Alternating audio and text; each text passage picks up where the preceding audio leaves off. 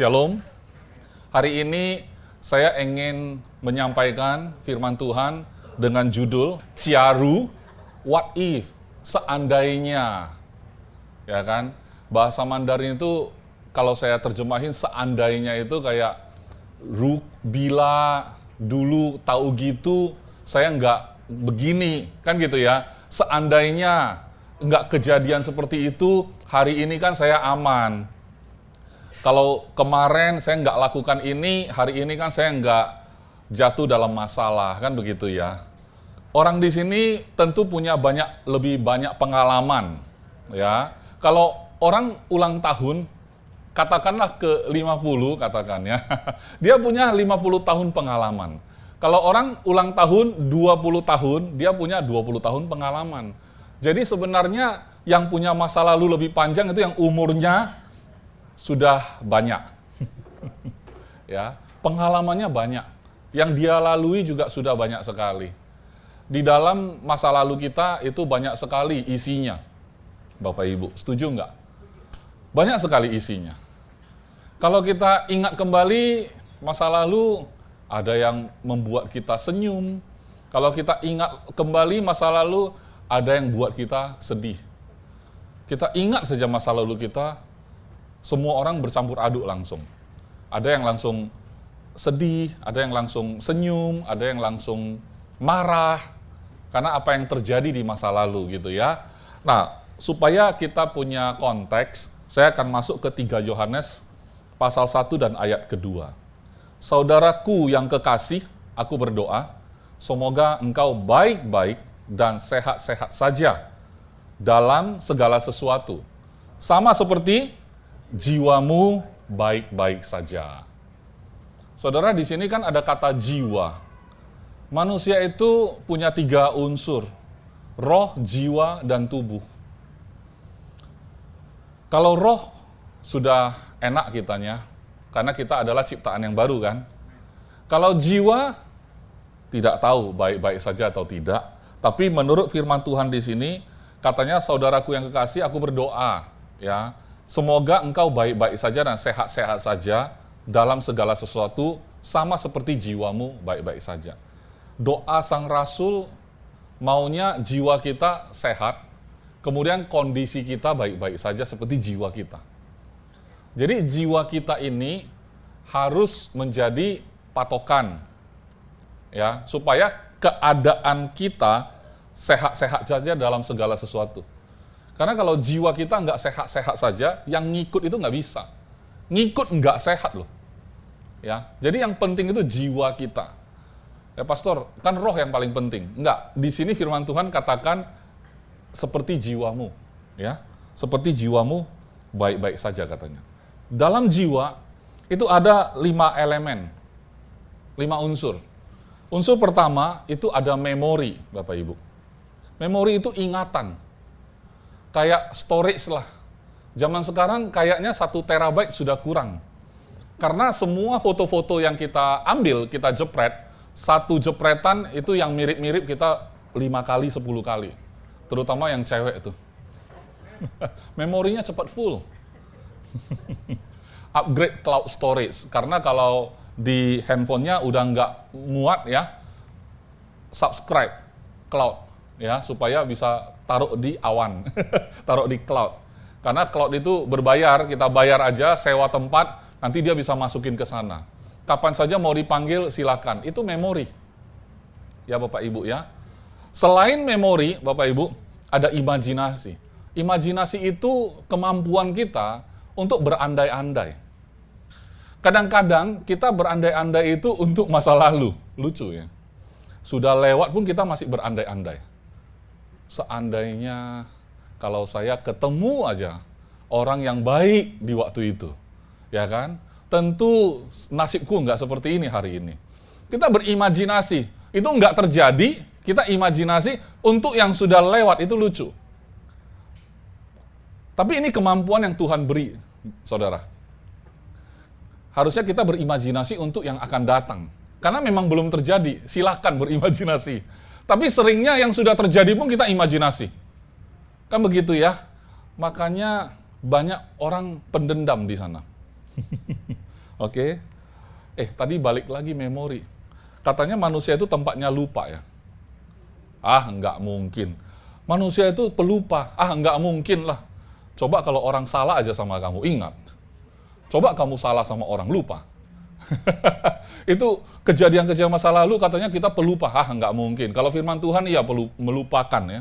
Tapi kalau orang salah sama kita, ingat per kata-katanya ingat. Ya.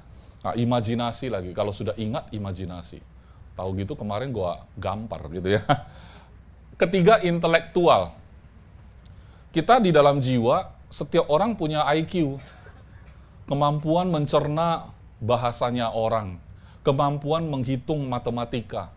Ya, kemampuan memahami persoalan. Yaitu intelek.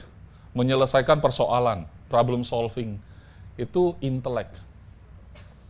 Nggak boleh pakai, siapa bilang? Kalau nggak boleh, masa Tuhan kasih? Ya, emosi, maksudnya kadang kita ngelihat sesuatu, kalau logika berpikir, kan bisa, kalau logika berpikir, kalau ngelihat sesuatu, ya ngelihat aja kayak lihat pemandangan. Harusnya nggak ada efek apa-apa. Tapi ini dalam jiwa, ngelihat pemandangan bisa kasih rasa damai. Melihat orang berantem bisa kasih rasa takut. Itu emosi. Yang terakhir, kehendak. Nah, kalau sudah timbul rasa sayang, pengen rasanya nembak gitu. Tembak dia deh, siapa tahu dia juga suka sama gua. Kan gitu ya, punya kehendak. Nah, teman-teman, kalau saya paparkan 5 unsur ini Bapak Ibu, wah ini seru. 5 unsur ini bisa kita pakai untuk berantem. 5 elemen dari jiwa kita ini bisa juga kita pakai untuk merenungkan firman Tuhan. Contoh ya, kita exercise aja. Kalau kita pakai 5 ini untuk berantem gimana? Apa yang terjadi? Saya sama Pastor Yudi dulu ada pernah salah paham misalnya. Tapi saya bilang saya sudah maafkan. Saya pernah ngomong sudah maafkan. Tapi habis itu kejadian lagi. Modusnya mirip lagi. Jadi saya ingat kembali, memori saya langsung. Pastor Yudi dulu pernah kayak gini. Terus imajinasi saya, berarti dulu itu dia minta maaf itu pura-pura itu. Dia ada maksud itu.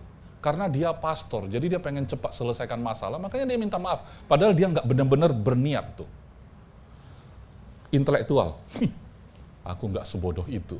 Ferguson. Aku akan merancang satu tindakan. Kan gitu ya. Emosi. Gimana nggak marah coba. Sabar itu ada batasnya. Coba saya cross-check ke kawan. Kamu sabar ada batas? Ada dong. Tipis lagi. Iya kan? Berarti saya boleh dong. Emang kalau pastor saya nggak boleh marah sama dia? Oke, kehendak. Besok gua temuin dia. Saya ini laki-laki sejati. Kan gitu ya. Jadi kita pakai 5 unsur ini untuk berantem. Bisa kan? Tapi mari kita coba bayangkan, kita pakai 5 unsur ini untuk merenungkan firman Tuhan. Bisa nggak Bapak Ibu? Memori di masa yang lalu, Tuhan saya tahu dia nggak pernah tinggalkan aku. Dulu pernah kejadian waktu saya umur 10 tahun, saya terjatuh. Ternyata Tuhan angkat aku, bangkit. Kemudian aku disayang sama Tuhan. Imajinasi. Seandainya dulu Tuhan tidak tolong, mungkin hari ini aku hancur. Ya kan? Imajinasi juga untuk masa lalu, tapi kita pakai untuk bersyukur. Ya kan? Wah, kalau begitu intelek. Kalau Tuhan tidak pernah tinggalkan aku, kenapa aku harus takut? Bodoh banget aku takut. Inteleknya muncul tuh, pinter dia. Kalau Tuhan di pihakmu, ya kan? Kepada siapa kamu harus takut? Nah, orang yang percaya itu benar-benar orang pintar, intelek. Ya, kadang harusnya khotbah ini saya bawakan dengan lebih emosional. Mengapa? Mengapa? Karena sebenarnya bagi sebagian orang masa lalunya itu nggak menyenangkan. Tapi Tuhan ada di sana, meskipun masa lalumu tidak menyenangkan. Ya kan? Mungkin keputusan-keputusan yang kamu buat juga salah menurutmu. Sehingga hari ini kamu masuk ke dalam persoalan. Ya. Tapi ayo kita praktis. Karena Tuhan mau menyembuhkan kita. Amin. Ini kan house of healing. His name is power. Your name is power. Your name is healing. Gunakan dong 5 ini. Tadi saya waktu nyanyi juga saya pakai ini. Wah, your name is power. Wah, nama Yesus aja udah power. Wah, saya imajinasikan tuh, your name is healing. Berarti apa? Kalau aku sakit, nama Yesus sudah cukup loh. Cukup. Karena itu nama adalah kesembuhan. Wah, masuk ke emosi saya. Wah, makanya ada istilah merinding. Wah, kuasa Tuhan sungguh nyata. Masuk ke emosi. Kehendak. Oke, kalau gitu aku bangkit. Aku tidak mau lagi pikirkan masa laluku yang membuat aku menderita sampai hari ini. Aku mau cut off dengan masa laluku. Aku tahu itu semuanya nggak benar. Habis itu kita bisa pakai lagi balik, ya kan? Kalau Tuhan, memori ya, kalau Tuhan dulu pernah menolong aku, di masa yang akan datang Tuhan pasti akan tetap tolong aku.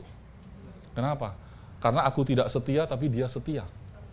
Ya tapi kan hari ini nggak enak. Hari ini yang aku lalui itu benar-benar nggak enak banget. Ya, teman-teman mungkin yang hadir hari ini atau yang nonton lagi ada dalam masalah. Saudara senyum-senyum, enggak pastor, saya enggak ada dalam masalah. Oke, yang hadir hari ini, yang nonton hari ini, ada juga yang tidak ada dalam masalah. Tapi ada juga yang dia tidak tahu dia sedang dalam masalah. Ada loh orang yang tidak tahu dia dalam masalah loh. Mungkin ada masalah dengan intelek ya. Dia dalam masalah tapi dia nggak tahu. Somehow yang inteleknya kurang bagus, ada bagusnya gitu loh. Tahu banyak bikin khawatir, betul nggak? Ya kan? Terlalu pintar nggak maju-maju. Perhitungan, inteleknya kuat gitu loh. Mau bisnis ya kan? Makanya kalau misalnya Roh Kudus dorong kita, ayo kamu lakukan bisnis ini. Ya kan? Tapi hitungannya kenceng. Inteleknya berjalan, wah nggak berani. Emosionalnya nggak didukung oleh rasa berani. Kan gitu ya?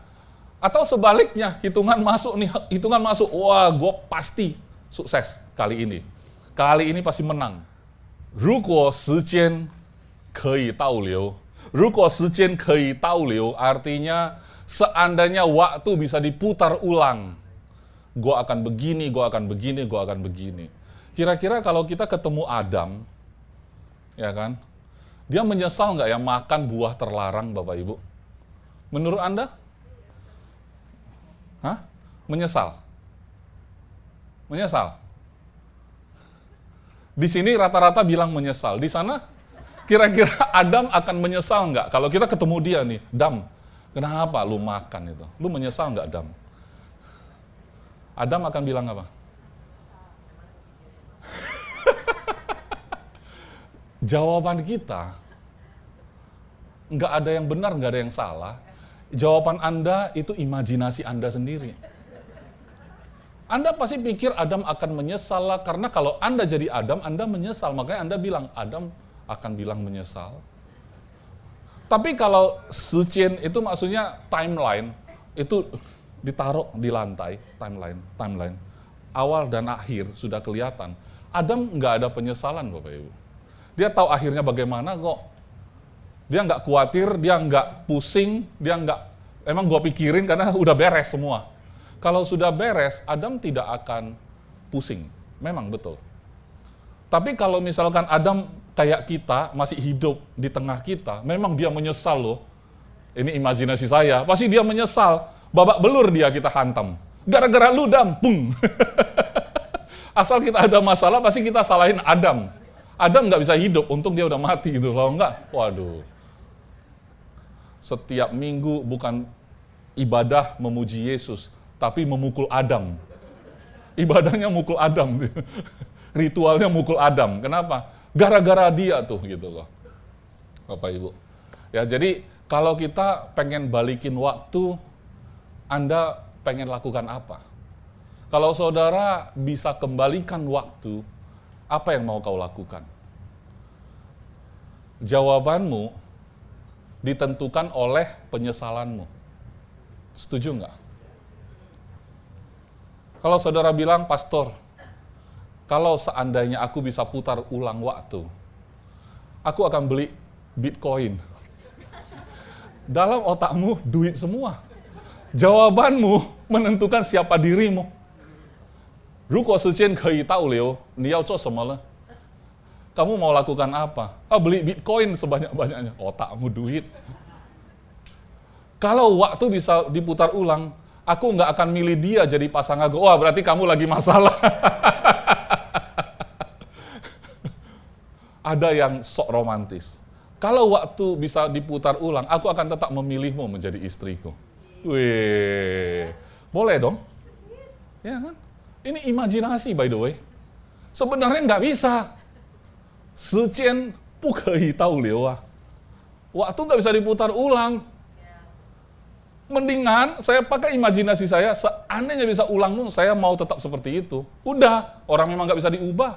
Makanya kalau tanya Adam, Dam, lu nyesal nggak? Enggak lah. Memang harus terjadi. Kalau nggak harus terjadi, tidak ada Alkitab, tidak ada Yesus turun ke dunia, tidak ada orang Kristen, tidak butuh iman, dan tidak butuh Tuhan. Setuju nggak Bapak Ibu? Relationship itu tidak akan establish anyway, kalau tidak ada kesalahan Adam itu. Jadi berhenti menyalahkan Adam, Bapak Ibu. Ini AI. Saudara tahu ya, AI itu bisa disuruh ngapain aja, betul nggak? Yang penting prompt-nya jelas. Jangan bilang amin. Saya kalimat berita, bukan firman. Jangan amin gitu ya. AI bisa lakukan apapun yang kita minta, asalkan prompt-nya jelas. Prompt itu tahu ya, perintah yang kita masukkan. Ya, buatkan foto saya ini menjadi berdiri di depan rumah toko tahun 1972, toko bahan material. Bisa loh, Bapak Ibu. Saya pernah coba. Tiba-tiba saya berdiri di sini, kayak di situ, fotonya hitam putih, latarnya kayak toko zaman dulu loh, ya, fotonya realistik. Jadi dia, saya kaget dia dapat dari mana segala macam, itu kan intelijen. Kita juga punya intelektual. Cuman yang itu artificial, yang ini asli. Saking aslinya, tidak ada batasnya, kita bisa bayangkan apa? Tahun 1972 sudah ada alien, suka-suka kita. Kita bisa taruh di sana toko bahan bangunan ya, material, di sana ada apa itu UFO. Bisa-bisa aja, suka-suka kita. Kita imajinasi, kita punya kepinteran gitu ya. Maksud saya, kalau AI bisa kita perintah menurut prompt yang kita isi, hari ini Anda isi apa? Dalam intelekmu, memorimu, imajinasimu, emosimu, kehendakmu. Betul ya? Saya sebenarnya bebas mau pakai ayat apapun. Sebenarnya bebas. Tapi yang menjadi masalah adalah ketika ayat yang kamu baca, kamu relate dengan masa lalumu, sometimes kamu bisa nyasar. Karena kamu anggap pengalaman itu benar. Padahal pengalaman itu memang fakta, tapi belum tentu benar. Betul enggak? Di masa lalu kamu pernah nusuk orang. Itu terjadi, tapi itu benar. Enggak benar itu. Tapi terjadi iya. Itu loh Bapak Ibu.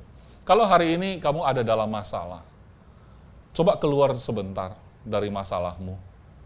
Ya. Kamu lihat dirimu ada dalam Kristus, dan kamu lihat masalah itu sudah selesai. Nanti ketika kamu bisa memanfaatkan kebenaran firman Tuhan, karena itu benar soalnya. Kebenaran firman Tuhan itu benar. Mau kamu putar balikkan pun tetap benar dia. Mau balik ke masa lalu, masa depan, masa sekarang pun tetap dia benar firman Tuhan itu. Karena kita sudah tahu bahwa ini masalah sudah selesai di mata Tuhan. Karena Tuhan tidak terbatas ruang dan waktu. Sudah selesai. Berarti mata kita hanya perlu tertuju pada Kristus yang katanya naik ke atas kayu salib, dan dia bilang sudah selesai, dan itu benar serius. Perkataan sudah selesai itu harganya bukan Yesus naik mesin waktu, pulang ke masa lalumu, memperbaiki masa lalumu di sana. Enggak. Dia bukan naik mesin waktu, Bapak Ibu. Tapi dia naik ke atas kayu salib. Amin. Dia sembuhkan masa lalumu. Dia berikan masa depan yang indah. Amin. Dia tebus dirimu. Masa lalu nggak bisa diubah. Tapi masa lalu bisa ditebus. Masa depan pun bisa ditebus. Kalau yang menebus adalah Yesus. Karena dia bayar harganya itu lebih dari seharusnya. Lebih dari yang kamu bisa paham. Amin nggak Bapak Ibu? Masa lalu tidak bisa diubah, tetapi tidak boleh kita hidup terus di dalamnya. Betul tidak? Bagaimana kita bisa mengandalkan masa lalu? Ya. Masa lalu yang bagus aja tidak menentukan bahwa nanti akan bagus terus. Cobalah teman-teman, Anda yang dagang, dulu pernah untung, bisa nggak nanti rugi? Kalau kemarin rugi, bisa untung nggak nanti? Semua bisa. Jadi yang bagus saja nggak bisa diandalkan, apalagi yang jelek. Jadi saya ngerti, masa lalumu ada yang bagus, ada yang jelek. Tapi jujur, nggak bisa kita andalkan. Kita bisa andalkan Tuhan di sana. Kita bisa andalkan Tuhan yang di sini. Kita bisa andalkan Tuhan yang ada nanti di sana.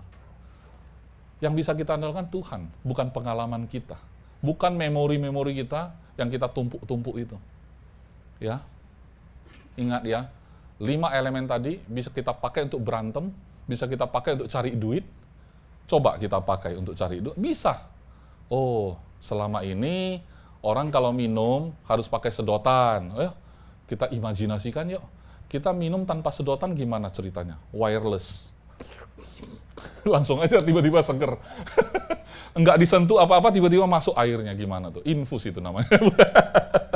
Coba kita imajinasi, karena para penemu itu imajinasinya bekerja. Inteleknya dia pakai. Memori percobaan-percobaan yang gagal, dia sempurnakan. Makanya jadi penemu, betul nggak? Jadi peradaban kita akan berubah kalau kita mau mikir, mau pakai dengan benar. Ya, saya kasih bukti dari firman Tuhan di Mazmur 103 ayat 12. Coba ya, kita coba renungkan ya. Sejauh timur dari barat, demikian dijauhkannya daripada kita, pelanggaran kita. Ini Mazmur ditulis oleh Daud. Yesus belum ada di sana. Belum ada waktu itu maksudnya. Tapi dia punya pewahyuan bahwa Tuhan itu menjauhkan pelanggaran kita dari timur, sejauh timur dari barat. Jauh banget enggak itu? Itu adalah, kalau saudara adalah sastrawan, ya, saudara adalah penulis puisi, ya, di Alkitab itu puitis. Tulisan Alkitab itu puitis.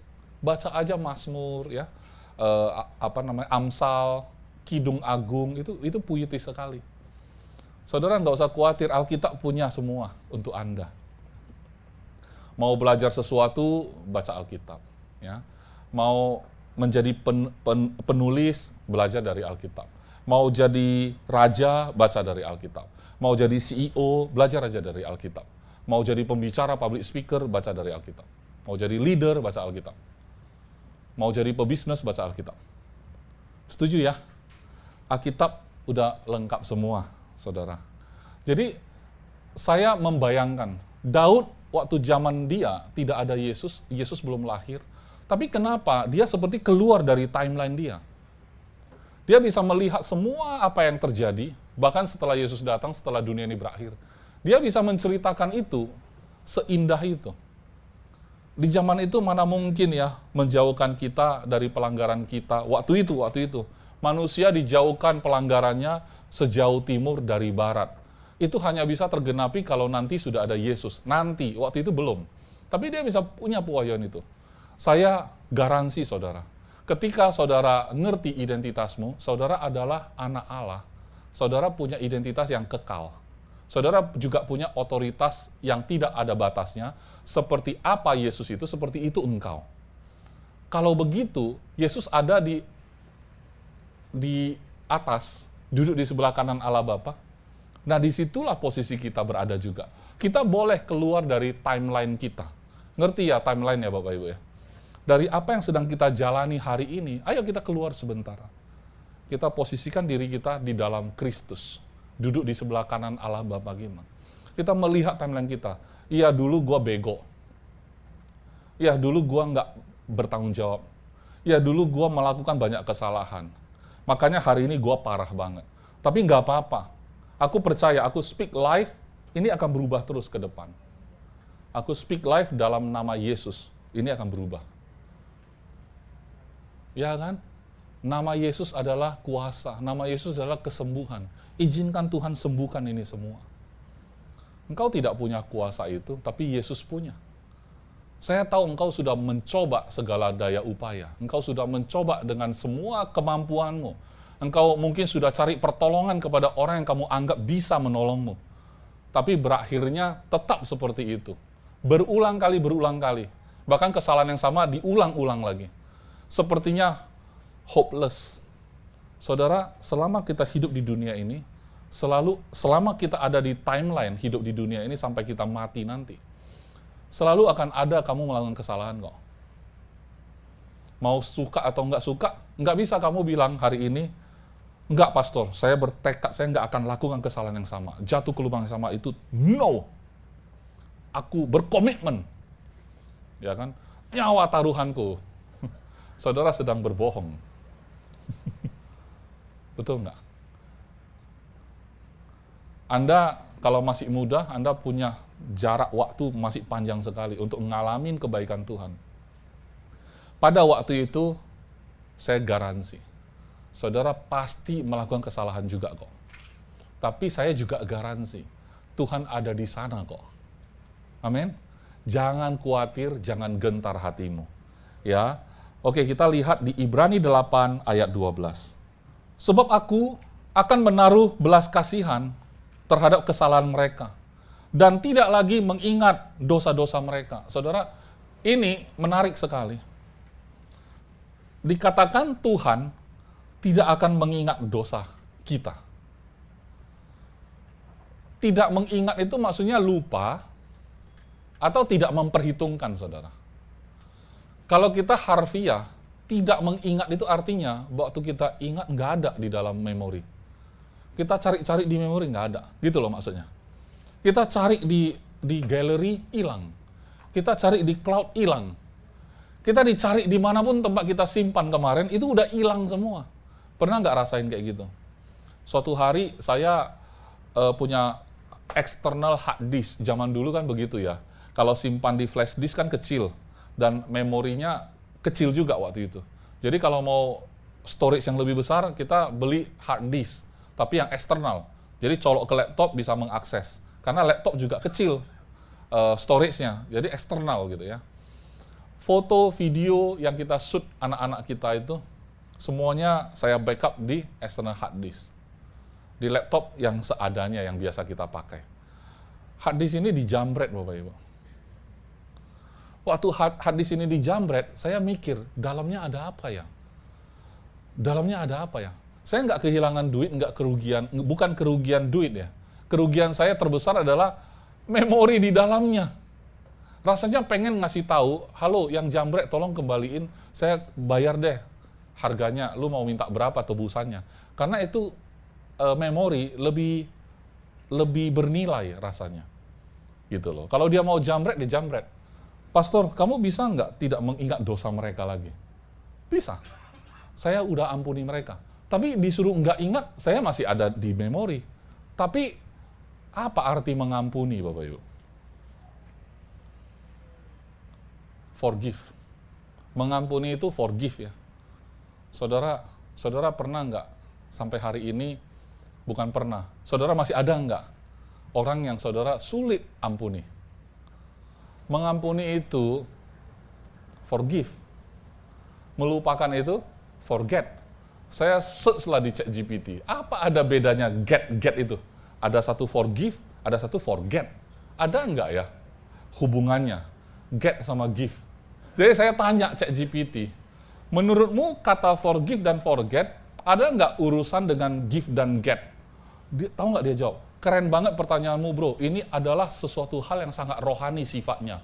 Bla bla bla bla bla, ada loh riwayatnya itu. Give itu memberi, get itu menerima. Jadi forgive itu kita memberikan pengampunan, forget itu gimana? Nggak tahu, dia jelasin apa, saya kayak cocokologi juga ini, ChatGPT ya.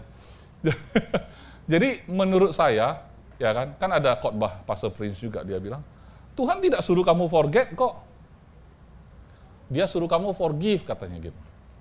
Jadi indikator kamu forgiven adalah ketika kamu teringat, kamu nggak merasa sakit hati lagi. Berarti itu kamu sudah forgive. Gitu loh. Lebih enak mana? Forgive atau tidak forgive? Kita yang disakiti, kita lebih enak mengampuni atau tidak mengampuni? Nah, itu gampang banget jawabnya. Mengampuni pasti lebih enak. Karena setelah diampuni nggak sakit lagi kan gitu ya. Diingat-ingat kayak apapun nggak menyakiti kita lagi. Oh enak banget kalau mengampuni. Kalau enak kenapa Kalau beneran enak kenapa nggak mengampuni Bapak Ibu? Kenapa susah gitu loh? Lepaskan beban itu. Kenapa? Kalau sulit mengampuni, lihat Yesus yang ada di atas kayu salib itu. Dia membayar dosa yang dia tidak lakukan. Dia dikhianati oleh murid-muridnya yang katanya, siapa yang berani bunuh kamu? Aku berada di garda terdepan, hilang di sana. Pengkhianatan terjadi atas dirinya. Tapi kenapa dia harus naik ke atas kayu salib? Harusnya Yesus di posisi yang berhak untuk dendam. Tapi dia enggak loh. Kenapa? Karena dia enggak ada dosa. Dia enggak ada benih Adam yang corrupted. Dia murni, benih dari Bapa. Saudara juga sudah punya benih itu. Jadi tidak ada cerita, jadi nggak usah ya kita korek-korek masa lalu orang ya, nggak usah. Saudara, saya nggak menggampangkan masalahmu memang berat. Tapi kamu juga nggak tahu masalah orang lain, bahkan saudara nggak tahu masalah saya. Tapi itu bukan untuk diperlombakan gitu. Anak Tuhan suka begitu soalnya. Coba kalau kita bikin sesi sharing ya. Bapak, Ibu, Saudara, saya mau cerita, saya ngalamin begini. Parah banget, sambil nangis. Nanti giliran si B, wah dia mending, aku lebih parah. Udah jatuh ketimpa tangga loh. Yang si C datang lagi, saya bukan tangga lagi loh. Jadi dilombain, masalahnya dilombain, saudara. Melombakan masalahmu, nggak ada gunanya. Ya kan? Lebih bagus kita berlomba-lomba menatap masa depan, amin. Jadi di sini Tuhan bilang, dia menaruh belas kasihan terhadap kesalahan mereka dan tidak lagi mengingat dosa-dosa mereka. Kalau Tuhan tidak mengingat dosamu, tidak mengingat dosa musuhmu, tidak mengingat lagi dosa yang kamu sayangkan terjadi, kenapa kamu yang harus mengingatnya? Amin. Yang berhak menghukum dosamu itu Tuhan, dan Tuhan yang berhak menghukum, dia tidak mengingat dosamu. Kenapa engkau ingat? Ruko, ya kan? Ruko, jika aku bisa balik. Jadi lu mau jadi Tuhan. Ya, Yesus saja datang, tidak pakai sistemnya datang, naik mesin waktu ke masa lalu, terus tepuk tangannya Adam supaya nggak jadi makan. Dia pun nggak begitu. Kenapa engkau mau coba begitu? Yesus 2000 tahun yang lalu, dia datang nggak juga ciptakan mesin waktu, pulang ke zaman Adam, tepuk tangan Adam ketika mau makan buah itu. Enggak, dia nggak lakukan itu. Kenapa kamu pengen lakukan itu? Tapi Yesus datang, dia tidak pakai mesin waktu, dia tebus di saat itu juga. Sekali untuk selamanya. Yang lalu, sampai ke Adam, sampai yang nanti, sampai kamu lahir hari ini. Sampai ke anakmu, ke cucumu. Dosa mereka pun sudah diampuni Tuhan. Amin. Dan dia tidak mengingat lagi. Kenapa kamu harus ingat? Ini point of view-nya Tuhan ya. Yeremia 29 ayat 11, point of view Tuhan, POV. Sebab aku ini mengetahui rancangan-rancangan yang ada padaku mengenai kamu. Demikianlah firman Tuhan, yaitu rancangan damai sejahtera dan bukan rancangan kecelakaan. Untuk memberikan kepadamu hari depan yang penuh harapan. Amin nggak saudara? Point of view Tuhan, POV Tuhan, dia bilang, aku tahu rancanganku. Dan rancanganku itu adalah damai sejahtera, bukan rancangan kecelakaan. Memberi kepadamu hari depan yang penuh harapan. Khotbah ini yang paling sulit adalah bagian apa? Percaya. Gitu aja. Setiap firman Tuhan, bagian tersulitnya adalah percaya. Tapi kalau kamu mau anggap itu mudah, juga bisa. Apa yang bikin sulit? Imajinasimu tadi itu semua. Begitu ada cerita firman Tuhan seperti ini, hari depan yang penuh harapan. Mana Tuhan langsung berubah. Masa lalu, mana dulu juga aku pernah baca ini, aku juga pernah doa, puasa lagi. Tapi nyatanya terjadi lagi, terulang lagi. Dan seterusnya, hari ini saya baca lagi, enggak ada itu Tuhan. Sulit sekali untuk terima. Karena kita enggak polos lagi. Sudah banyak kejadian yang kita lalui, sehingga kita enggak polos lagi hari ini. Sementara waktu Yesus ketemu anak-anak kecil, sampai murid-muridnya bilang, jangan ganggu guru. Yesus bilang, biarkan anak-anak itu datang kepadaku. Karena orang-orang seperti mereka lah yang empunya kerajaan surga. Ada apa dengan anak kecil? Polos. Tidak ada intrik. Dan belum banyak pengalaman. Memori belum kotor. Imajinasi belum kotor. Intelektualnya murni. Emosinya apa adanya. Kalau kita kan enggak. Ya kan? Kita bilang enggak marah, padahal marah. Anak kecil marah ya marah, betul enggak? Nangis ya nangis, sedih ya sedih. Kalau kita enggak. Sedih pun bisa drama. Enggak benar-benar sedih. Drama aja, supaya jadinya kayak victim. Dramatize. Ya kan? Terakhir apa? Setelah intelektual, kehendak. Oh, kehendak kita sama kehendak anak. Apa lapar, polos banget. Kalau kita selain lapar maunya yang enak. Bakmi aja bikin review. Kita review dari segi harga, dari segi kematangan, dari segi rasa, dari segi jarak, ya kan? Dari segi rame gitu ya. Kita bikin review di Google, ya kan? Kita punya trik. Kenapa? Karena berpengalaman. Tapi yang Yesus bilang, biarkan anak-anak ini datang kepadaku. Mereka nggak berpengalaman. Ayo di hadapan Tuhan, nggak usah pakai pengalamanmu. Ayo terima kebaikan Tuhan. Percaya apa yang Dia katakan. Masa depan yang penuh harapan, hari depan yang penuh harapan, itu Dia yang ngomong, Bapak Ibu, bukan Iskandar. Tuhan yang beritahu melalui nabi. Tapi itu berlaku untuk saudara dan saya. Bayangkan POV Tuhan sudah disampaikan lewat Alkitab. POV. Kalau kita dengar seorang pemimpin bicara, kita pengen berada di sana ngelihat POV-nya dia. Contohnya presiden lagi bicara, coba sekali-kali kita di belakang dia. Cara dia sampaikan pidato gitu. Kita pasti berasa privilege banget tuh. Bisa baca teksnya lagi tuh. Itu POV namanya. Ya, presiden lagi mau pidato, saya hampir bilang khotbah. Semoga suatu hari presiden kita khotbah. Ya, naskah pidato. Kita di POV dia mungkin bisa ngebaca teksnya, skripnya. Saudara, skripnya Tuhan ada di Alkitab. Skrip dia untuk masa depanmu, masa depan anakmu, masa depan cucumu ada di Alkitab. Itu yang jadi peganganmu. Amin. Bukan pengalamanmu. Bukan juga harapan-harapan manusiawi. Amin. Terakhir saya akan tutup satu pasal. Di Filipi pasal 3 ayat 1 sampai 14. Akhirnya saudara-saudaraku, Ya kayak mau nutup kan? Mirip ya. Bersukacitalah dalam Tuhan. Menuliskan hal ini lagi kepadamu tidaklah berat bagiku dan memberi kepastian kepadamu. Saudara, kalau firman Tuhan kan enak ya. Begitu ngomong, ini berlaku, final, berkekuatan hukum tetap, tidak akan berubah. Ya.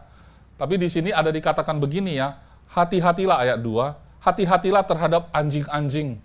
Ternyata anjing itu di peradaban mereka, di zaman waktu itu orang Israel, menganggap ini hewan yang najis. Kalau hari ini tidak berlaku, karena dibilang hati-hatilah terhadap anjing-anjing itu. Padahal anjing-anjing sekarang jaga kita. Jaga rumah, ya, lucu. Terus panggil mami sini ayo ke mami katanya. Anjing tuh. Suruh dia datang ke mami katanya. Tapi di ayat ini beda. Karena ini kayak istilah lah gitu ya. Hati-hatilah terhadap anjing-anjing, hati-hatilah terhadap pekerja-pekerja yang jahat, hati-hatilah terhadap penyunat-penyunat yang palsu. Merujuk kepada orang yang kotor ya. Ngajarin hal-hal yang kotor. Kotor bukan berarti tidak kedengaran bagus. Karena para pengajar Taurat waktu itu punya kecenderungan mempermainkan firman Tuhan. Dia pengen kalau orang dengar firman Tuhan atau Taurat, dengerin mereka ngomong Taurat, ikut, patuh. Tapi mereka sendiri nggak lakukan. Karena kitalah orang-orang yang bersunat. Siapa itu? Ya, orang-orang Israel percaya Yesus, bersunat, yang beribadah oleh Roh Allah dan bermegah dalam Kristus Yesus dan tidak menaruh percaya pada hal-hal lahiriah. Rasul-rasul itu adalah orang Yahudi. Mereka melakukan Taurat, mereka sunat, mereka bersunat. Tapi sunat yang dimaksud di hukum Taurat itu lahiriah. Tapi ketika mereka percaya Yesus, mereka itu sebenarnya adalah orang-orang yang secara rohani, bukan lahiriah lagi. Dan para rasul ini berhasil melihat orang-orang percaya, bukan lagi secara lahiriah. Tapi orang Taurat nggak bisa. Orang Taurat akan mencari hal-hal lahiriah. Ya. Dan kemudian ayat 4, sekalipun aku juga ada alasan untuk menaruh percaya pada hal-hal lahiriah. Jika ada orang lain menyangka dapat menaruh percaya pada hal-hal lahiriah, aku lebih lagi. Karena mereka orang bersunat. Mereka alim. Mereka terhormat sebagai ahli Taurat. Mereka terhormat. Mau membanggakan itu mereka bisa. Tapi mereka tidak mau bermegah atas itu. Ayat 5, kenapa begitu? Disunat pada hari ke-8 dari bangsa Israel, dari suku Benyamin, orang Ibrani asli, tentang pendirian terhadap hukum Taurat, aku orang Farisi, katanya. Tentang kegiatan, aku penganiaya jemaat. Saudara, waktu Paulus mengatakan hal ini sudah jadi masa lalu. Ini sejalan dengan apa yang saya sampaikan khotbah tadi. Masa lalu, masa sekarang, dan masa yang akan datang. Paulus mengatakan tentang masa lalu dia seperti itu. Berdasarkan masa lalu dia punya hak untuk bermegah. Karena secara lahiriah, dia berhak untuk bermegah. Betul ya? Penganiaya jemaat bangganya minta ampun. Karena di point of view mereka, menganiaya orang percaya Yesus itu adalah hal yang baik untuk dilakukan.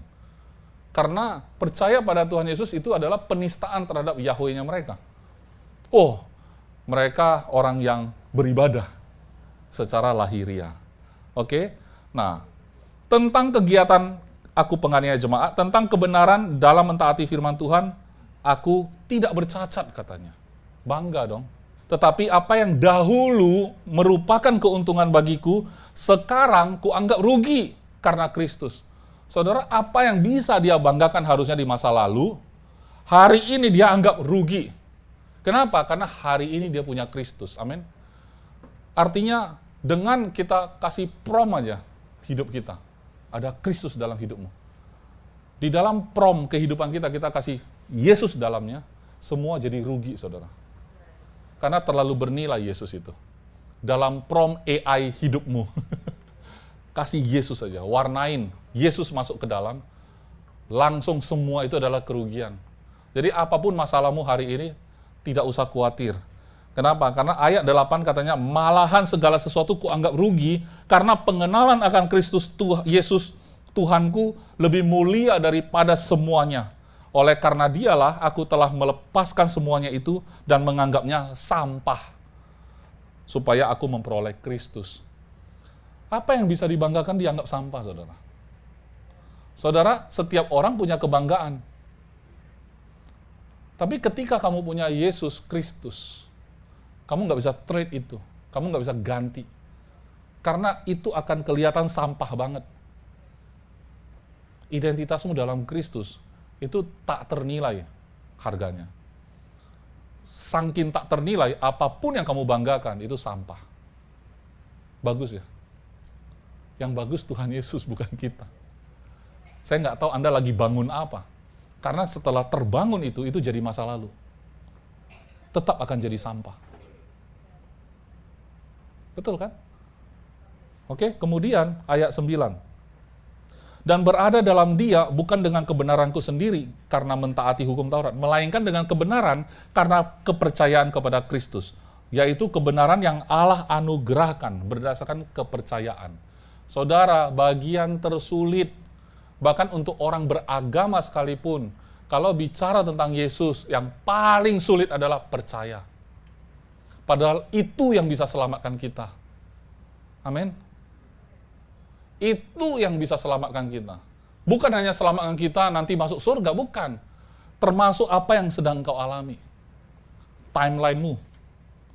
Bisa izinkan dia bekerja. Pertanyaannya, percaya enggak, saudara? Bagian tersulitnya. Tapi mari hari ini setelah dengar firman Tuhan, jangan menganggap itu sulit. Karena lebih sulit kalau kamu enggak percaya. Setuju enggak? Percaya dengan tidak percaya, lebih sulit mana? Sekarang lebih merepotkan kita kalau kita nggak percaya. Kalau begitu, kita ubah. Kalau tadi saya bilang bagian tersulit adalah percaya, mari kita ubah. Lebih sulit lagi kalau kamu nggak percaya. Kalau percaya itu sulit, lebih sulit lagi kalau kamu nggak percaya. Amin? Ya? Oke, kemudian yang ku kehendaki ayat 10, ialah mengenal Dia, Yesus ya, dan kuasa kebangkitannya, Yesus, dan persekutuan dengan penderitaannya, Yesus, di mana aku menjadi serupa dengan Dia di dalam kematiannya. Esensi dari sebuah baptisan. Kamu mati bersama Kristus, kamu bangkit bersama Kristus. Kuasa kematian dan kebangkitan Kristus diberikan kepada saudara dan saya. Amin. Kalau begitu, kita punya hak untuk bicara tentang hidup. Bangkitkan persoalanmu dari kematian. Bangkitkan tubuh-tubuhmu yang lemah, perkatakan dengan penuh otoritas. Amin. Supaya aku akhirnya beroleh kebangkitan dari antara orang mati. Ayat 12, bukan seolah-olah aku telah memperoleh hal ini atau telah sempurna, melainkan aku mengejarnya. Kalau aku dapat juga menangkapnya, karena aku pun telah ditangkap oleh Kristus Yesus. Ini cinta bersambut. Saudara kejar-kejar, padahal Kristus tangkap kamu. Oke, ayat 13. Saudara-saudara, aku sendiri tidak menganggap bahwa aku telah menangkapnya, tetapi ini yang kulakukan. Titik 2. Ini yang Paulus lakukan. Titik 2. Saudara perhatiin. Aku melupakan apa yang telah di belakangku. Masa lalu ya. Dan mengarahkan diri kepada apa yang di hadapanku. Masa depan. Ayat 14, dan berlari-lari kepada tujuan untuk memperoleh hadiah, yaitu panggilan surgawi dari Allah dalam Kristus Yesus. Amin, saudara. Sampai kita punya contoh, seorang Rasul Paulus pun, dia punya masa lalu, punya masa kini, punya masa depan. Dan dia berlari kepada tujuan, yaitu hadiah panggilan surgawi dari Allah dalam Kristus Yesus. Menuju ke depan, saudara. Panggilan surgawi.